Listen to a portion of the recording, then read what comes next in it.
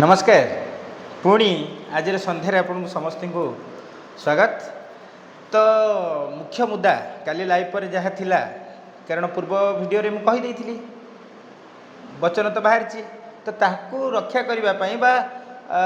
तार अप्रोक्सीमेटली किसी कहवाई केवे हटिजी कि भूली जीविनी से कथा को मुझे फॉलोअप करी जीवी हुए तो 2 दिन लेट हो पारे हुए तो कहवा अनुसार हो पारे किंतु ता उद्यम रू केवे छाड़बेनी कि स्किप भी करी फॉरेस्ट गार्ड रिजल्ट जो थिला बुधवार भितर आसो बोली कही मैक्सिमम टू मैक्सिमम मुझे आज जाइए कि 2 दिन भितर आसीज कि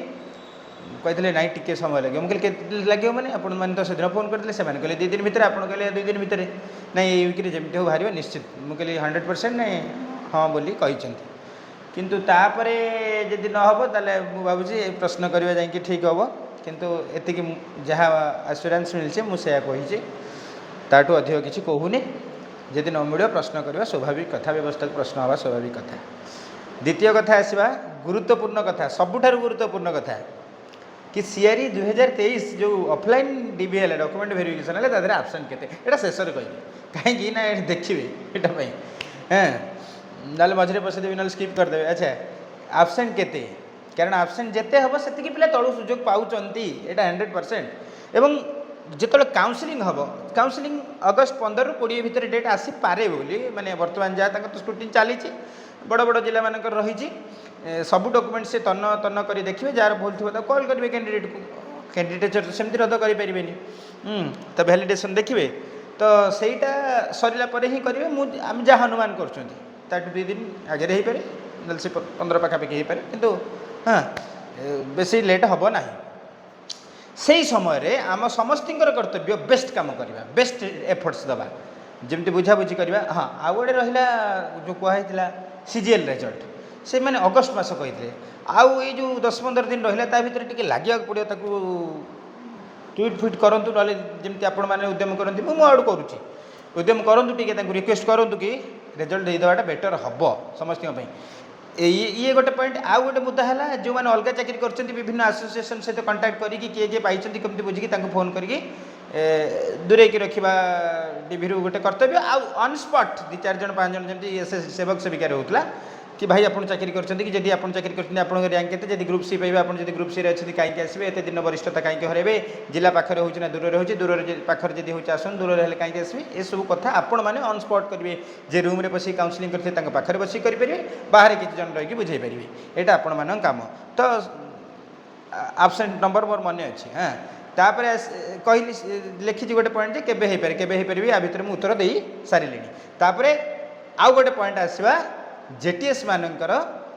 एनओसी जोटा गोटे बड़ मुद्दा संघ आउ व्यवस्था भितर गोटे वर्षे 1.5 वर्ष है टसला टसली आउ जो शिक्षक से संघ अंतर्गत अच्छा से भारी असंतुष्ट थे ये संघ नहीं फेल अच्छी ताकू नहीं गोटे अपडेट अच्छी कहवा। हाँ एवं कहीदे से नंबरटा कारण जानवे जेटीएस आसला बोली स्किप करदे जेटीएस आसी पछक जाऊँ आगू आउ न जाऊँ तो ये नंबरटा जे आबसेंट संख्या है डीवी जो ऑफलाइन डीवी होता सीआरई 2023 आबसेंट संख्या है 154 जन आबसेंट अच्छे तो 154 जन तलू चाकरी पाइबा संभावना होगा माने निश्चित होगा। सो कंग्राचुलेसन एडवांस जी सीट अच्छे तार 154 तल पर्यंत कैंडिडेट मान आहरी पाइबे 250-300 तो मिनिमम तल पर्यंत जीव जहाँ अनुमान आसबे नहीं आम बुझाबुझी करवा ऑन स्पॉट रही पूरा भलसे काम करवा निश्चित जहाँ अनुमान जदि जी पोस्ट अच्छी तार 25% एक्सट्रा केते एति कटले आउ एति कटिबेरी आमे एटा को संभावना करि नै जिबा करि नेला परे देखिबा केमती समस्ते पाई परिबे कि कोन तापरे आसीबा सीधा मुद्दा को जेटीएस एनओसी। हाँ आज सभापति शेषदेव यज्ञ कामदेव जाइथिले सचिवों सहित आलोचना कले एवं बलिष्ठ जुक्ति प्रतिपादन करते जहाँ से सचिवों सहित अन्य शिक्षक मैंने जुक्ति करती किंतु जहाँ आज मानसिकता सकारात्मक मानसिकता थिला बोधे तो से संगे संगे ओसेपार अधिकारी मानू डाकिकी आलोचना करी सभापति को अपेक्षा करें रुह आज तुम अपडेट नहीं जीव तो आज तुम अपडेट नहीं जीव तो सभापति बाहर अपेक्षा कले करी करी करी करी करी करी ଶଶରେ ସେବା ଅଧିकारी ଆସିଲେ ଏଠି ଯେଉଁମାନେ ଗଭର୍ଣ୍ଣମେଣ୍ଟରେ ଯେଉଁମାନେ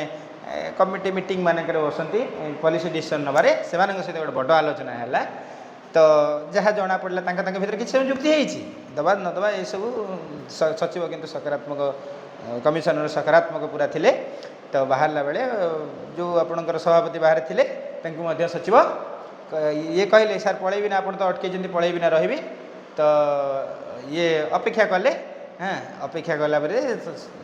ସଚିବ କହିଲେ ଆପଣ ଯାଆନ୍ତୁ ଆମେ ଆପଣଙ୍କର କରୁଛୁ କିନ୍ତୁ ଯେହେତୁ ଚିଠିଟା ହେଇଯାଇଛି କ'ଣ ଭୁଲ କହିବା କି ଚିଠିକି ଗୋଟେ ପଲିସି ଡିସିସନ୍ ମେକ୍ କରିକି ଫାଇଲ୍ ପୁଟଅପ୍ କରିକି ପଲିସି ଡିସିସନ୍ କରିକି କରିବା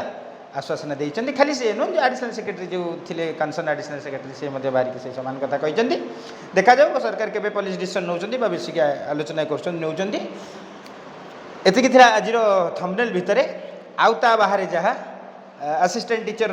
ନିଯୁକ୍ତିର ଇତିହାସ ବାହାରିବାର ଇତିହାସ ବାହାରିବା ପାଇଁ ଉଦ୍ୟମ ତାକୁ ନେଇକି ସ୍ପେଶାଲ ଏପିସୋଡ଼ ଏଇ ସପ୍ତାହରେ କରିବି କଥା ଦେଇଛି।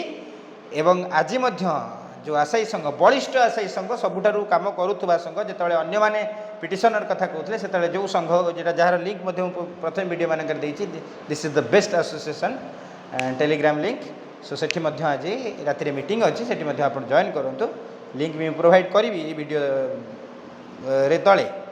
ଡେସ୍କ୍ରିପ୍ସନ୍ରେ ଦେଖିବେ ସେଠି କ'ଣ ଆପଣମାନେ ମତାମତ ଦେଉଛନ୍ତି ଦେଖିବା ତାକୁ ନେଇକି ରଣନୀତି ପ୍ରସ୍ତୁତ କରିବା ବ୍ରିଫଲି ଆଲୋଚନା କରିବା। କିନ୍ତୁ ମୁଁ ହିଷ୍ଟ୍ରି ଭିଡ଼ିଓ ଆଉ ଆସିବାର ଉଦ୍ୟମ ସବୁକୁ ନେଇକି ମୁଁ ଅପଡ଼େଟ୍ ଦେବି ଏବଂ ତାକୁ ନେଇକି ଯିଏ ପ୍ରଶ୍ନ କରିବ ମୁଁ ସବୁବେଳେ ନମ୍ବର ଦେଉଛି ହ୍ୱାଟ୍ସଆପ୍ରେ ଲଜିକାଲି ପ୍ରୁଭ୍ ଏଥିକାଲି ପ୍ରୁଭ୍ ସବୁ ଆପଣ ଯିଏ ଦେବେ ମେସେଜ୍ ନିଶ୍ଚିତ ତାଙ୍କୁ ଦିଆଯିବ। ଏତିକିରେ ରହିଲି ନମସ୍କାର।